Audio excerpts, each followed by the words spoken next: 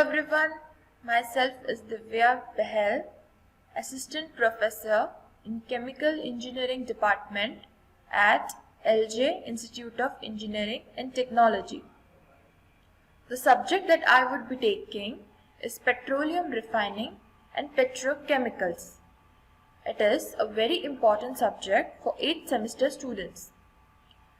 Talking further, what is petroleum? The basic definition of petroleum or crude oil is called as oil of rock as it is obtained from rock, that is Earth's crust. It is thick, flammable, brown to black mixture of solid, liquid and gaseous hydrocarbons that occurs naturally beneath Earth's crust. Just think about it once more time. What it is? It is a hydrocarbon that occurs in 3 forms: solid, liquid and gaseous forms. And how? Naturally beneath Earth's crust, hence called as oil of rock, and also describes about its physical characteristics. Now the question is about hydrocarbons. What are hydrocarbons? See, hydrocarbons are basically chemical compounds which have hydrogen and carbon present in it, hence hydrocarbons.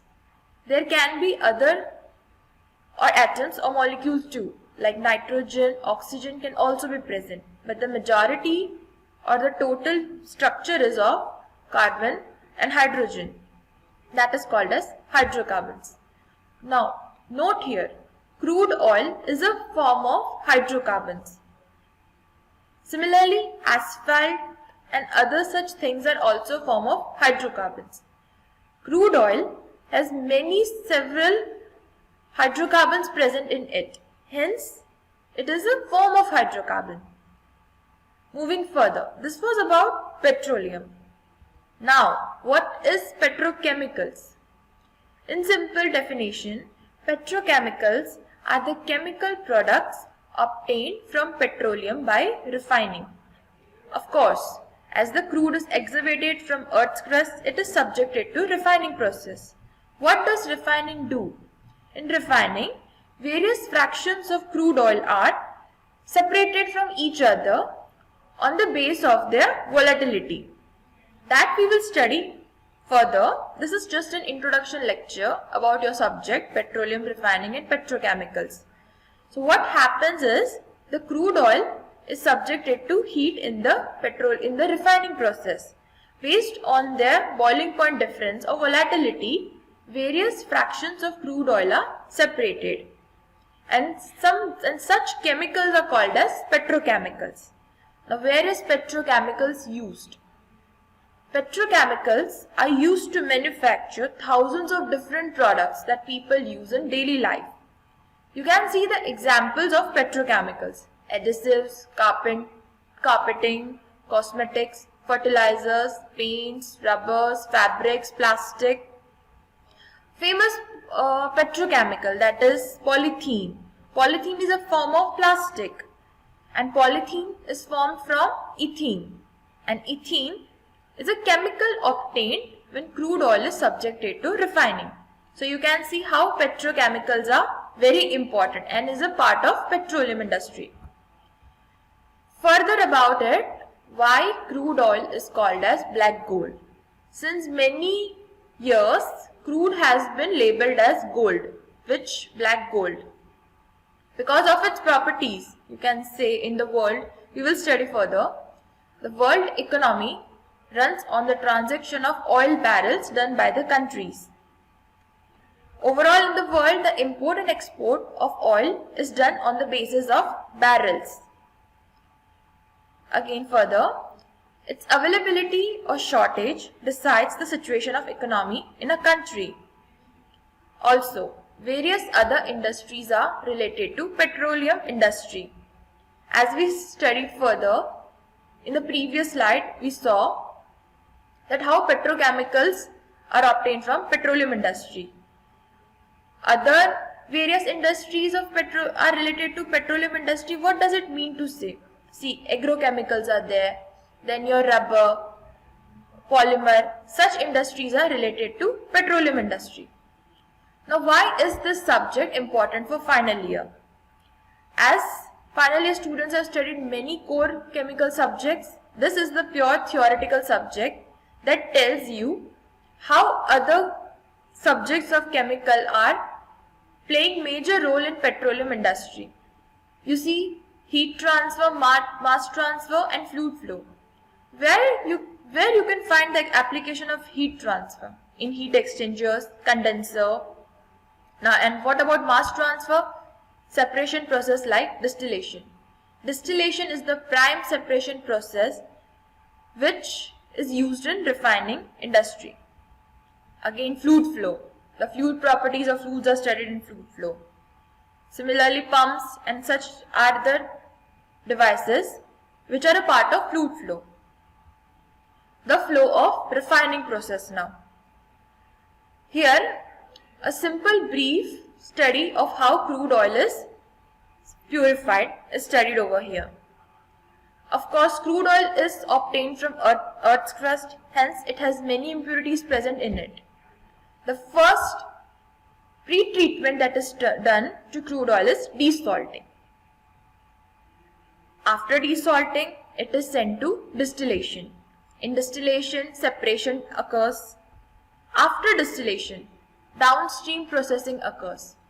What is the major role of downstream processes? See here, change of molecular structure of hydrocarbon molecules takes place. This would be covered in further topics of your subject. And finally, purification. What are the processes in purification? Denitrogenation, desulfurization, demetallation. These impurities that are present in the crude, that is nitrogen, sulfur, metals, these are taken out from your crude. Hence your purification. Next, so in gist we can say that first step is the crude oil is pre-treated. Some of the impurities and some little treatment is given. After that, separation process. In separation we saw distillation is the major separation process which is applicable for your crude oil. From separation you get your major fractions of products that are present in crude. In various different fractions, the components of crude are separated. Some of them are like gases, gasoline, kerosene, diesel. These are the fractions of crude oil. Now, once these fractions are taken out, final treatment is also given to them. Final treatments like visc breaking and to improve the quality of the your given product, gasoline, such final treatment we will study further. This is the just brief overview that how you can describe your petroleum industry. How petroleum is obtained from crude oil. The various steps I have just explained it in 4 simple steps. In gist how you can present it. Now, why refining process is so complex? Yes, if you see the photographs of a refinery, it is a very vast system and many components are present together to make a working refinery. So what are the important components of this refinery system? Starting from fractionating column, heat exchangers, condensers, blending pools, storage tank, stripping column, pumps, furnaces, coolers, auxiliaries. The major one is, as we saw, fractionating column where distillation takes place. Now, and other are the important components. So, here petroleum refining I can say that occurs in 3 steps. First, the separation takes place. So, what are the units that participate in the separation process? Atmospheric distillation unit, vacuum distillation unit, and light ends recovery unit. These are the important units where separation occurs. Atmospheric distillation because it occurs at pressure of 1 atmosphere at atmospheric condition. Now, vacuum distillation is done for heavy end products that are heavy in nature, that are very viscous, which are not light components. For those, vacuum distillation is done. Of course, from name itself, vacuum distillation means pressure is below 1 atmosphere.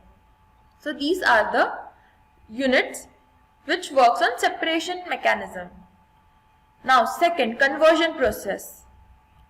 In conversion, such chemical reactions are taking place. Cracking, coking, visp breaking, polymerization, alkylation. So this will be also covered in your subject.